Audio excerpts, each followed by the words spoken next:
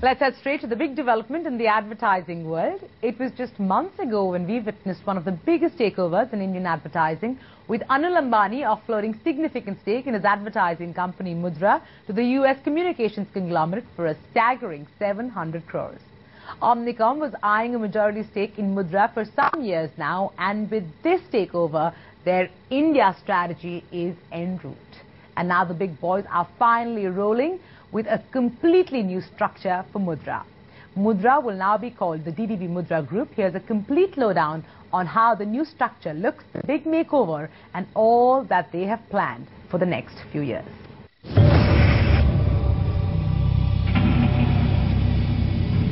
November last year witnessed one of the biggest deals in the history of Indian advertising, when the $12 billion US advertising conglomerate Omnicom took over the Mudra Group with a 51% majority stake in the company. 4 months down the line, the group has announced its big makeover and some major restructural changes. First and foremost, Mudra will now be known as the DDBMudra Group. Adopting a rather tight 8 model, here's what the DDBMudra Group's new avatar will look like. It will now comprise of 8 branded agencies: DDBMudra, Mudra, both of which have been retained as the creative agencies; DDBMudra Max, that will now be the agency that focuses on media, out-of-home, retail and experiential offerings; DDB Health and Lifestyle, RAP, Tribal DDB India, Water and Matra. Let's flash back and take a look at what the good old Mudra Group looked like before the takeover.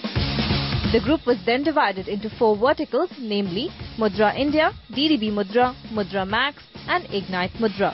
Each of these 4 verticals housed smaller agencies like Water, RAP and DDB Health and Lifestyle. In fact, Mudra Max itself had 16 smaller entities under its umbrella, few of them being Prime Site, Kidstuff and Multiplier, which of course do not exist anymore. The difference is as opposed to a distinct layered structure of 4 CEOs heading 4 different businesses and so on, and 4 operating in independent silos, we have a more integrated format happening now. The main brand that we are growing is the DDBMudra brand, which is why the group has been called the DDBMudra Group. It truly represents the best that DDB can offer and Mudra can offer. As far as the top management is concerned, Madhukar Kamath will remain at the helm of all businesses as the group CEO and managing director, joined by Pratap Bose as the COO and Sonal Dabral, the recent addition to the team as the Chief Creative Officer and Chairman of the DDBMudra Group. Dilip Kumar Upadhyay joins the board as CFO and Ajit Menon as the Executive Director. Also adopting the global model of city agencies, the group will now have 3 functional presidents. That's Rajiv Sabnis for DDB Mumbai, Vandana Das for DDB Delhi and Ranji Cherian for DDB South. The DDBMudra Group has also made Water its strategic branding and design consultancy as part of the global Interbrand network, making it the official representative of Interbrand in India. In addition to that, the company has also brought Tracy Locke, its global shopper marketing agency, on board.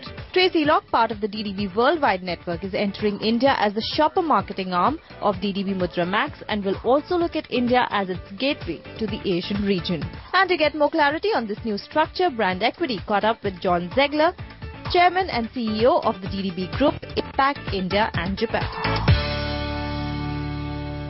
So we've gone through this entire, restructuring and re-architecture of the DDBMudra Group now. My question really is, you've got the Mudra Group, which is a creative agency. Yep. You've got the DDBMudra Group, which is really being positioned as the new age, cutting edge creative agency. Yes. Why do you have both of them? Why do we have both? I think that's really just because some clients still want predominantly India. I think a lot of local clients still feel more comfortable with that. So part of our objective is to provide doorways through which clients are most comfortable to enter our house. When in our house, they can experience at their comfort and insight what will work best for them. Our goal when they're in the house is to show them all of the things that we can do through all of our brands. Right. And we have a very, very complex brand template that offer very many different specialty expertise areas.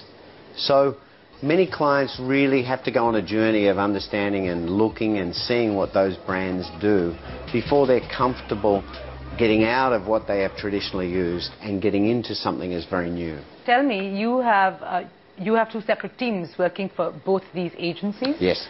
But you'll have one chief creative officer? Yes. That's Infernal the Bravo. Correct.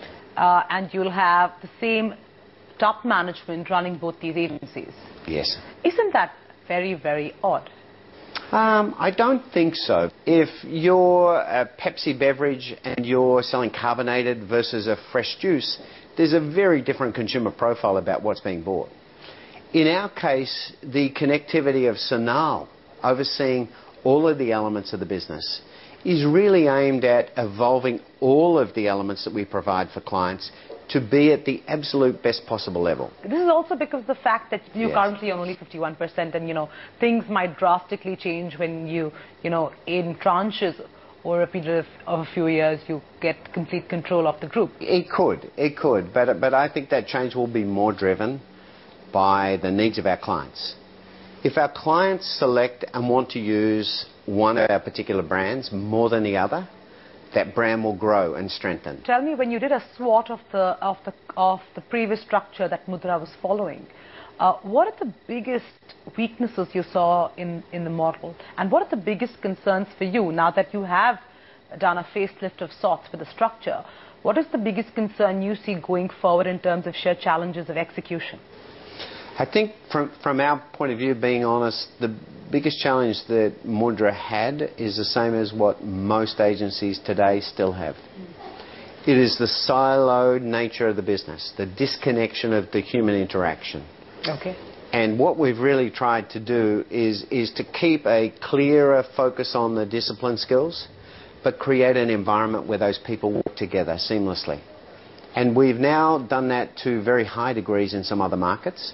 We hope that we can break down the walls, increase the connectivity, and give clients unique solutions that they're not getting today from silos. Also, if you look at other agency structures outside the Omnicom group, and I'm talking specifically about WPP here because they're, dominating in this region. You look at the structures there, you look at, the kind of simplistic structures that they've created, and you look Yes. at yours. You've clearly adopted a very, very unique model. Any thinking that's gone behind that? I'm sure you did some analysis with competing agencies in India that are doing well. Ogilvy have built a siloed offering. They aren't as integrated organically as we are. Ogilvy have pursued a very passionate, we are the biggest, therefore we're the best. John Wren, our CEO of Omnicom, has said very clearly, which we've always believed in, we don't want to be the biggest. Okay. We want to be the best. And I believe we can own that element without being as big as our competitors. Right. Our structures might be more complex, but I think that's within a single P&L orientation. You don't have the politics. So a greater selection is like a smorgasbord that I can enjoy and get more value from within the house, one house, rather than having to go through 5 or 4 houses to have a meal. I think that's a really important part of our difference in terms of our competitors. We have had 30% plus compound growth year on year over the last 5 years in Asia. I don't think our competitors have had anywhere near that growth. We are winning equal the amount of business that they are winning, yet they're 4 times bigger. Sure. In my book, that says they're reducing relevant to us. On that very optimistic note, truly a pleasure to have you on the show. Really nice to be here.